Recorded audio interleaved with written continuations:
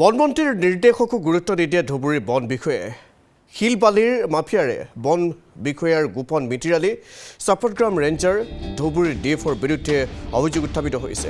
বিৰাখীপাৰাৰ ভালুকপুৰীত চলিছে শিলবালিৰ অবৈধ খনন, মেচিন এক্সকেভেটৰ লগাই টিপকাই নৈত চলিছে খনন। পাট্টিমাৰিতো শিলবালিৰ খনন চলাইছে একাংশ মাফিয়াই।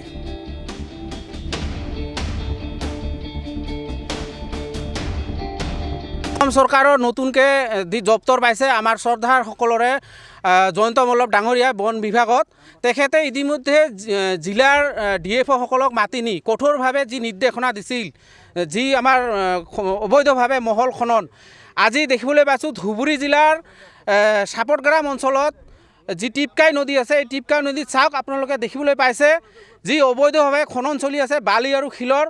এই যে আমাৰ মেচিনসমূহ বহাইছে, এই মেচিন আমি জানিবলৈ পোৱা মতে অসমত আজিকালি এই পাইপ যি মেচিন লগাই যে বালি খনন কৰে, এইটো আমি শুনিবলৈ পোৱা মতে জানিবলৈ পোৱা মতে বন্ধ আছে। গতিকে তেখেতসকলে বলপূৰ্বকভাৱে চলাই আছে। আমি এই বিষয়টো ইতিমধ্যে ধুবুৰী জিলাৰ ডিএফঅ আৰু আমাৰ চাপটগ্ৰাম ৰেঞ্জ অফিচাৰক অৱগত কৰাইছোঁ। তেখেতসকলৰ পৰা আমি একো সঁহাৰি পোৱা নাই আৰু তেখেতসকলক আমি ধুবুৰী পূব জিলা আক্ৰোশৰ পৰা গৰিহণা দিছোঁ, ধিক্কাৰ জনাইছোঁ। শ্ৰদ্ধাৰ জয়ন্ত মল্লভ ডাঙৰীয়া তেখেতে যিহেতু এই বিভাগত দায়িত্ব পাইছে, তেখেতে গতিকে আমাৰ এই ধুবুৰী জিলাৰ যি টিপকাই নদী এই খননটো যাতে অতি সোনকালে বন্ধ কৰে আৰু তেখেতে যাতে হস্তক্ষেপ কৰি এই বিষয়টো ভালদৰে তদন্ত কৰি